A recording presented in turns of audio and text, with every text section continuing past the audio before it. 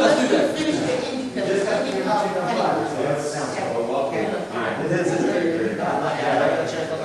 They're in our regular spot. The regular spot. Wow. Okay, now we got to be audience.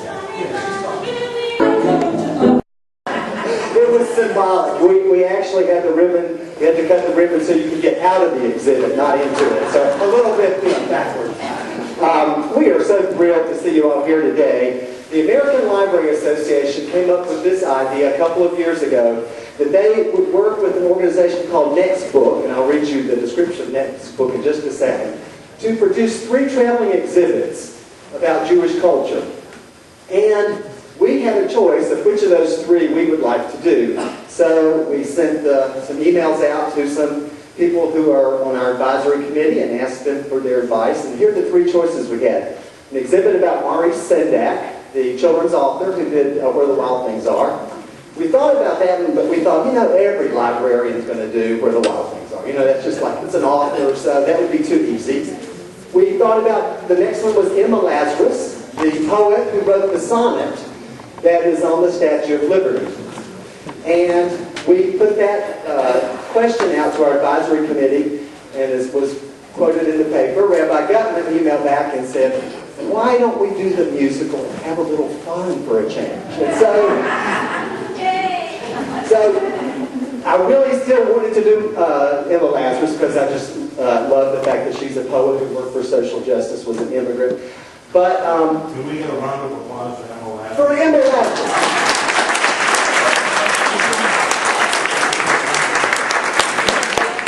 Thank you, Richard Coyes, and since I cannot remember it all, I will give you the part that you know so well, and yet don't you still love to hear it. The last part of the sonnet. Give me your tired, your poor, your huddled masses, breathing to breathe free, yearning to breathe free, the wretched refuse of your teeming shore. Send these, the homeless tempest tossed to me. I lift my lamp beside the golden door. That's what's on the Statue of Liberty. Thanks to Emma Lazarus. So we decided that we would do a fine romance. And obviously, you're glad we did, because you're all here. And after you heard the show, you're going to be really glad we did. So the first thing that I did, that exhibit is wonderful, but it's one-dimensional. It's posters. So how do you bring it to life? And that's programming. That's how you take something that's inanimate and give it a life. And so we knew exactly what to do. First, there were 2 staff members that I always call at times like this to help me figure out what to do.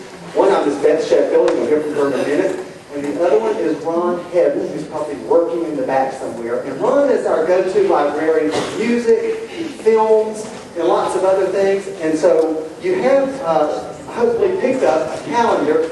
Ron went on a search to find movies, documentaries that you can't get from Netflix. You can't get them at the Red Box. You can only get them, or you can only see them if you come here, a lot of them, and see one of our programs. So I hope you'll look at that calendar and find some of those films that you would like to see and join us here at one of our branch libraries for those programs. So let me read you what the American Library Association requires me to read you about this exhibit. A Fine Romance celebrates American popular song during the period 1910 to 1965. The best musical artists of the time combined a genius for melody, a talent for pairing melody with words, and an ability to connect with a wide audience. A remarkably high percentage of these composers were Jewish from families that had immigrated to America in the 1800s or fled pogroms and persecution in Europe at the turn of the century. A Fine Romance, Jewish Songwriters, American Songs, 1910 to 1965, tells their story using lively and striking images from Broadway musicals, classical films, posters, and personal collections. And then finally, let me tell you about the sponsors of the exhibit. A Fine Romance is visiting 55 sites in 2012. 11 and 12. It was curated by David Lerman, who developed by Next Book, a nonprofit organization dedicated to supporting Jewish literature, culture, and ideas. The national tour of the exhibit has been made possible by the Charles Revson Foundation, the Righteous Persons Foundation, the David Berg Foundation, and Tablet, a new read on Jewish life. We are particularly happy to have sponsors here in our own community, including WFDD Radio, the Friends of the Greensboro Public Library, and people from our advisory committee. I won't ask you to stand since it's kind of crowded, but there are several of them here. But you will see the list of our advisory committee members on the back of the calendar. So let me hand the microphone over to Beth Sheffield from the library staff, and she will tell you a little bit about one piece of this project that's kind of invisible to you, that you will not be able to see, but it's going on all over our community. So thank you for being here. Beth Sheffield.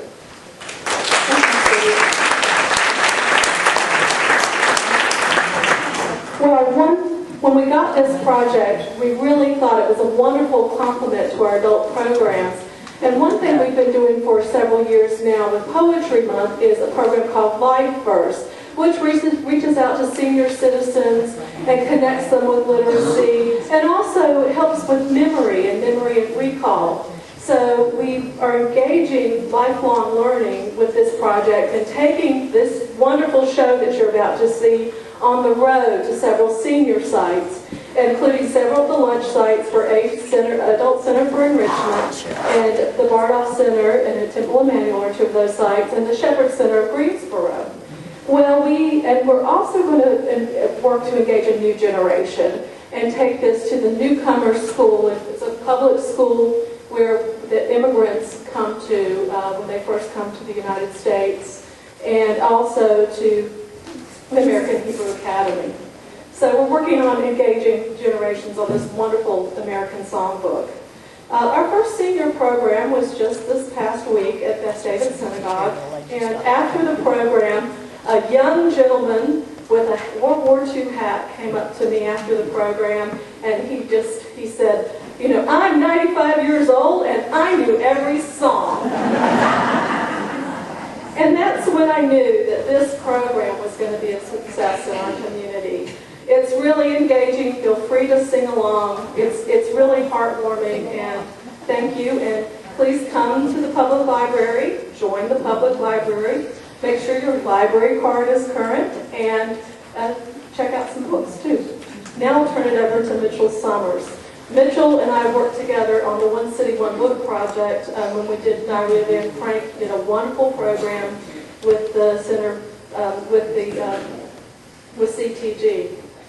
He is executive director of the Community Theater of Greensboro, as most of you know, and we're really excited to be working together on this project.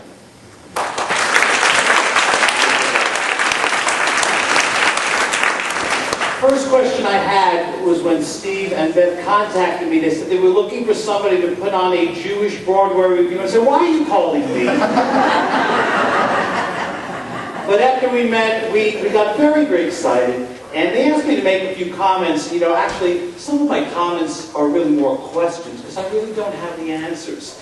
I thought about my own childhood. Although my father liked Frank Sinatra, I didn't necessarily grow up in any more of a musical home than anyone else, but I was always very attracted to Broadway tunes and music, you know. And I don't know why, I don't know where it came from, but there was the burning within me from a very young age that I felt. As a young Jewish boy, whether that had anything to do with it or not, I don't know, but it was there. And the other thing, you know, that I thought about is, you know, Jews are different in that, are we a religion?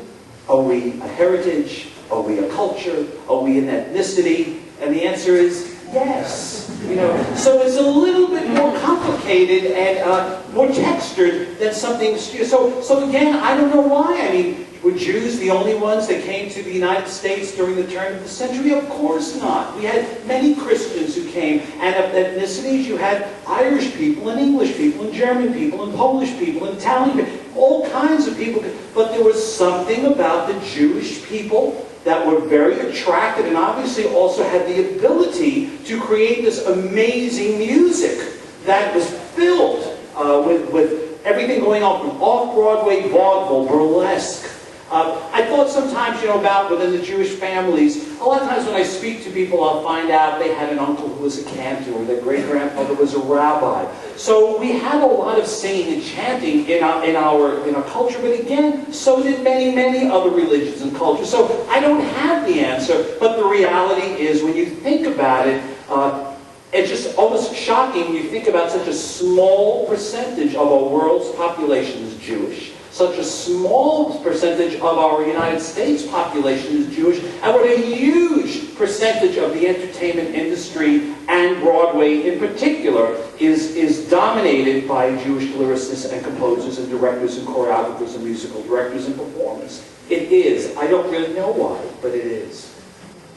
One of the things that I loved about this exhibit and the show, that we touch on it, but again, it's a question and maybe an observation, is that many of these Jews were first-generation Jews or second-generation Jews. Like, I know my grandmother was born in Poland when she was a little girl and came when she was very young. And then the style was you didn't want to be an immigrant. You wanted to Americanize yourself as much as you could to kind of blend in. And so a lot of these composers live a very New York, Hollywood life. Although they may have been the children of cantors or rabbis or have Jewish families, their goal was to kind of blend into the American scene. And so they're very much a part of our culture and what we see, but not necessarily Jewish when you first see them. Where you saw, which again, some of their names was changed. But I remember as a young boy, when I would see a Broadway playbill or I would see a movie, and I'd see all these Jewish names in the credits. It was kind of like shocking to me, look at all these Jewish names up there. It was something great to see. Theater, I think by nature, is an open society, so I could see where Jews who had a talent and had interest, Broadway and the theater world would welcome them, where a lot of professions or avenues, the doors might have been closed to them. But again, I think the doors would have been and were open to other people too, but the Jews seemed to be able to go through there and obviously produce the products that made these people so immortal. I think Jews used during this period, especially in theater, a way to address the social injustice that they went through and social justice issues. When you think about shows like Flower Drum Song, how bold in that period to do a whole musical that the whole cast were Asians. That was quite a challenge, I would think, and very bold. Or when you think about Porgy and Bess and all African-American cast back in that period where African-Americans many times weren't even allowed to be in a show or to be in a TV or in a movie. But there was this musical created for them by George Gershwin. I also think about shows like Showboat, where you have this theme of a woman who is part African-American and part white and what happens to her in society. South Pacific, where an American falls in love with a Polynesian woman and how he deals with that relationship. And he sings that amazing song, "You've got to be taught to hate and fear. You've got to be taught to be afraid whose eyes are oddly made, or people whose skin is a different shade. You've got to be carefully taught." These are quite bold lyrics, I think, for that generation to be talking about in the theater. I also wanted to also touch on the project besides the performances that Beth talked about. Jerome Lee became the dean of American songwriters. He composed the soaring melodies of some of our greatest love songs, some lush and romantic, others just clever and plain old fun.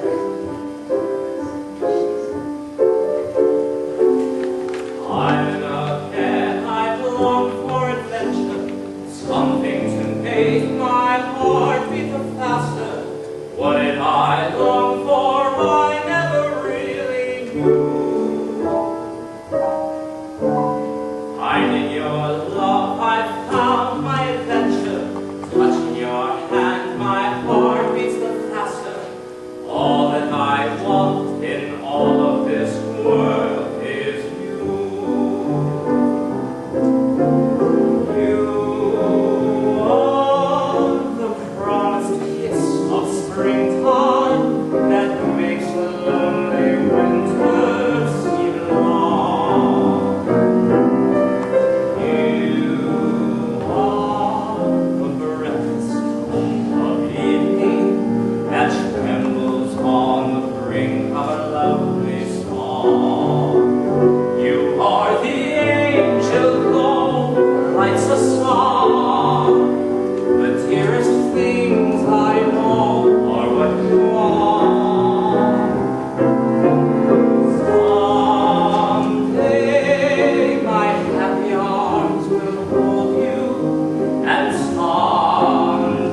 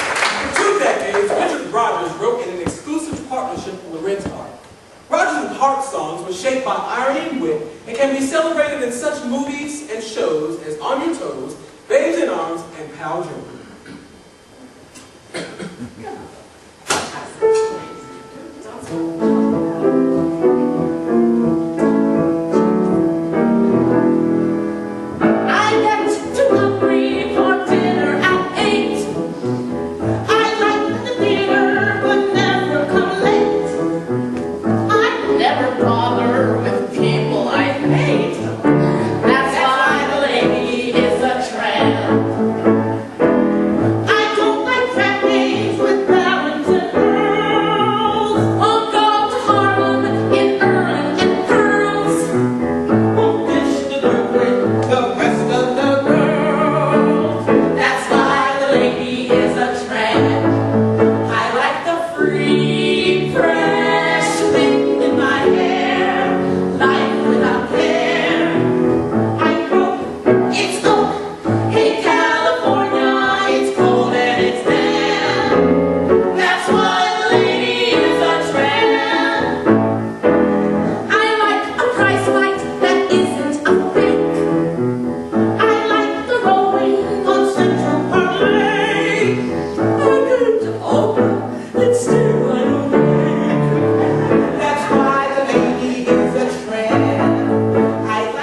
green grass under my shoes.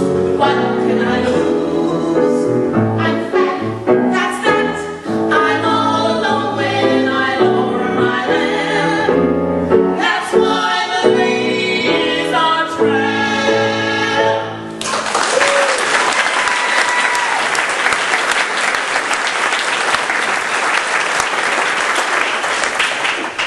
In 1945, when Jerome Kern died, Richard Rodgers commenced his collaboration with Oscar Hammerstein. Rodgers and Hammerstein were the blue chip brand on Broadway, from Oklahoma in 1943 through The Sound of Music in 1959. But their finest collaboration might have been South Pacific, with a score with delicious songs such as Some Enchanted Evening and The Campion Sublime, There Is Nothing Like a Dame, and Honey Bun. South Pacific made musical theater history.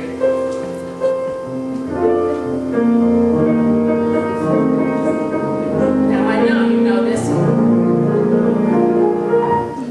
My doll is as dainty as a sparrow. Her figure is something to applaud. Where she's narrow as an arrow. And she's broad, where a broad should be broad.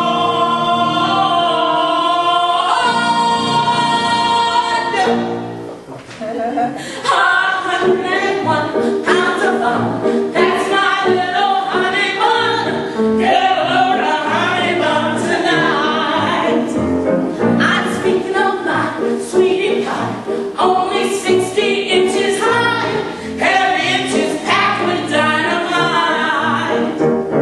Her hair is blonde and curly, her curls are hurly-burly, her lips are hips, I call her hips, twirly and whirly. She's my baby, I'm her pet, I'm her booby, she's my trap. I am caught and I don't want to run, 'cause I'm having so much fun with honey bun.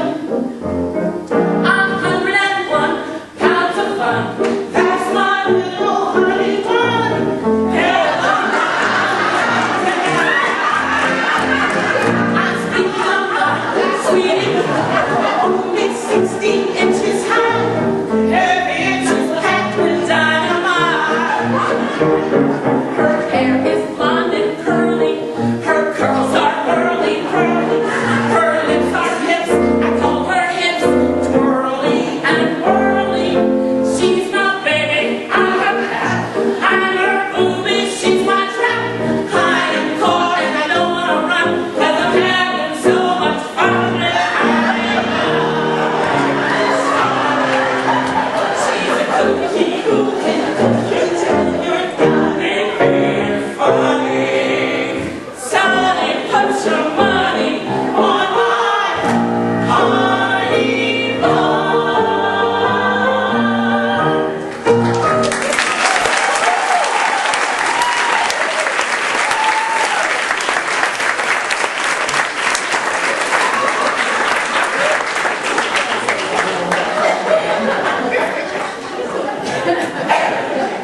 We love doing that.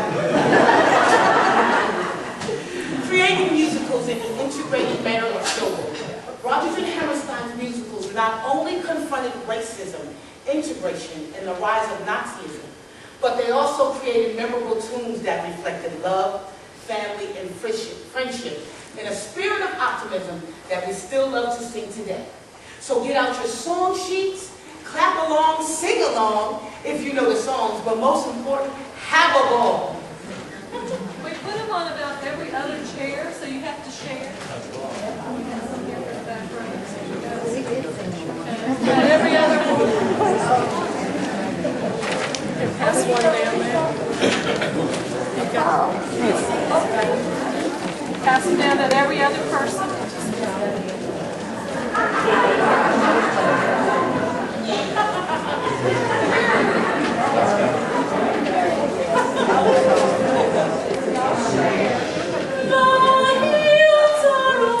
You don't have it.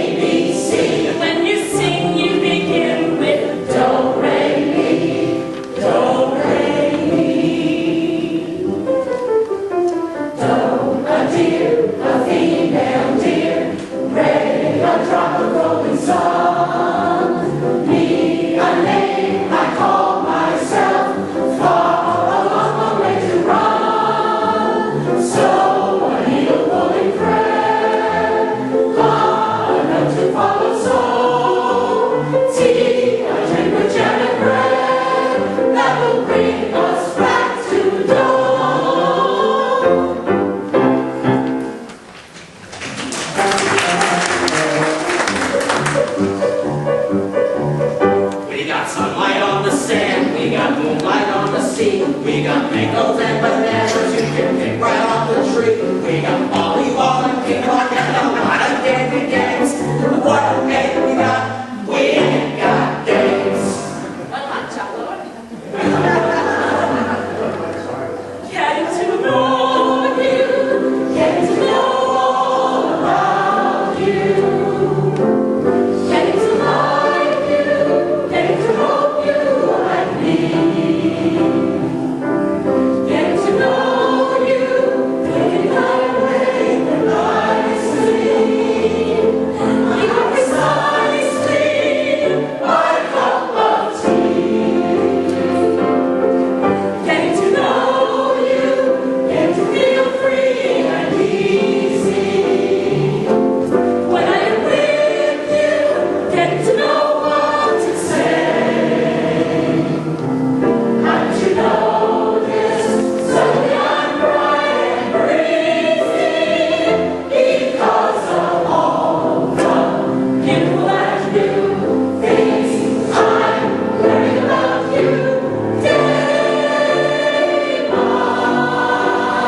day.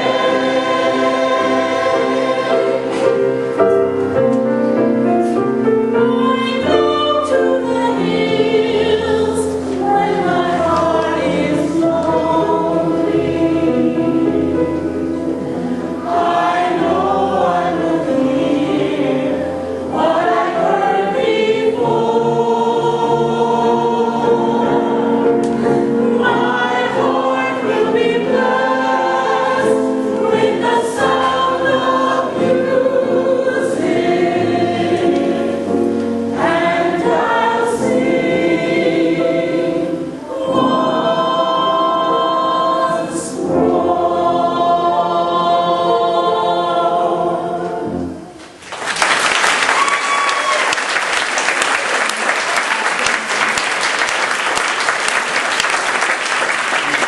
George Gershwin, the boy wonder of American music, could do it all. He wrote Al Jolson's mega hit Swanee, then turned right around and wrote jazz-inflected orchestral pieces that bridge the gap between classical and popular music. He could write for the musical stage as well as the opera. George was known for his boundless self-confidence, lofty ambition, and zest for life.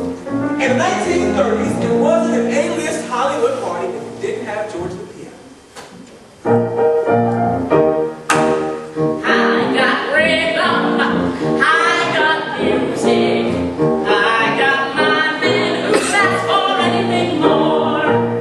I got daisies in green pastures, I got my men who ask for anything more. Home and trouble, I don't mind him, you won't find him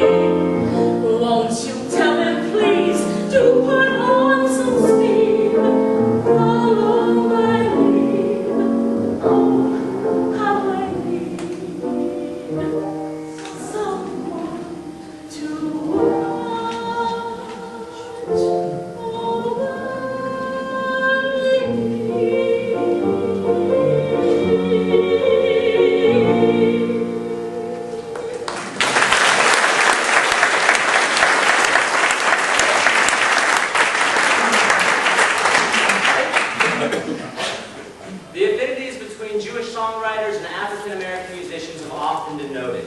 To African-American musical idioms like ragtime, jazz, blues, spirituals, Jewish composers owed a profound debt. In the wail of a brass instrument, they could hear the wail of the cantor singing or the high priest singing translated into the city of the living present. An excellent example, Porgy and Bess. Now, Porgy and Bess may be the most enduring of all George Gershwin's ambitious efforts. With Porgy and Bess, Gershwin proved that he was a great theater composer. From the start, he insisted on black performers exclusively, and over the years, the show has featured major operatic talents. In fact, Porgy and Bess is enjoying a revival on Broadway currently. The depiction of the denizens of Catfish Row went far beyond typical racial stereotypes.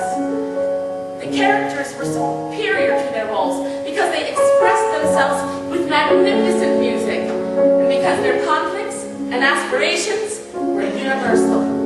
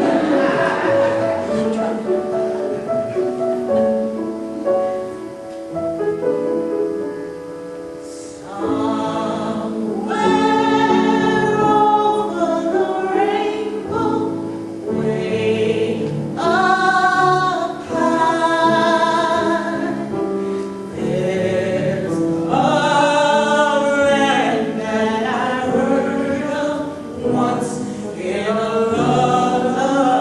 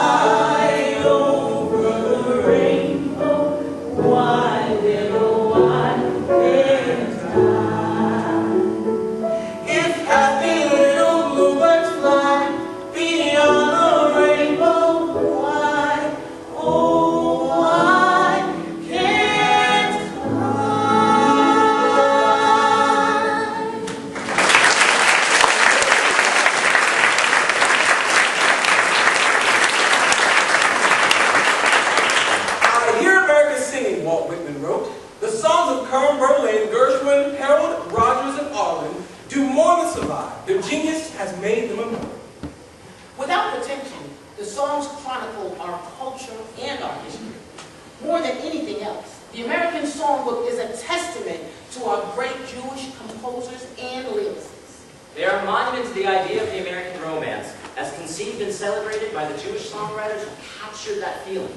What about Leonard Bernstein? Julie Stein? Stephen Sondheim? Cole Porter? Not Jewish. I heard he was an honorary Jew. Anyway, it would have been impossible to cover all the great Jewish composers from 1910 to 1965 in our short review this afternoon. So we decided that we're going to put a little potpourri of some of our favorites together. And on behalf of the Greensboro Public Library and the Community Theater of Greensboro, we thank you so much for coming this afternoon and singing along. You guys are great.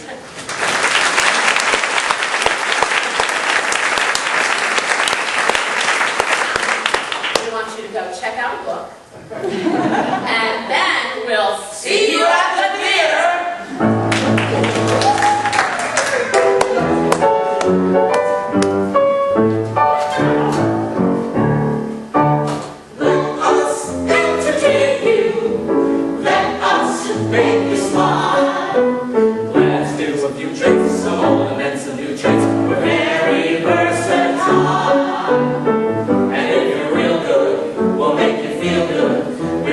Spirits to fly. So let us entertain you, and we'll have a real good time. Yes, we'll have a real good time.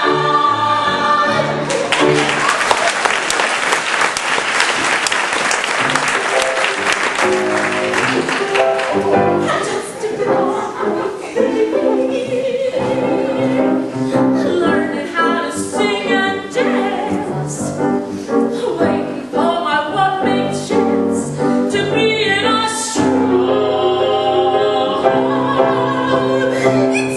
I'd like to be inside my key.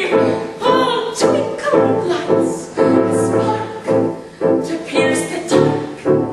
From Battery Park, where to Washington Heights. Someday maybe, if I stick it long enough, I can get to store my stuff.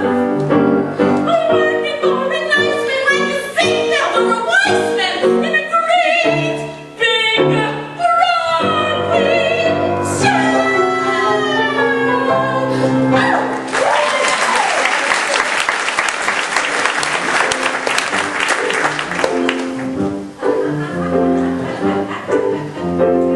You say the neon lights are bright on Broadway. On Broadway.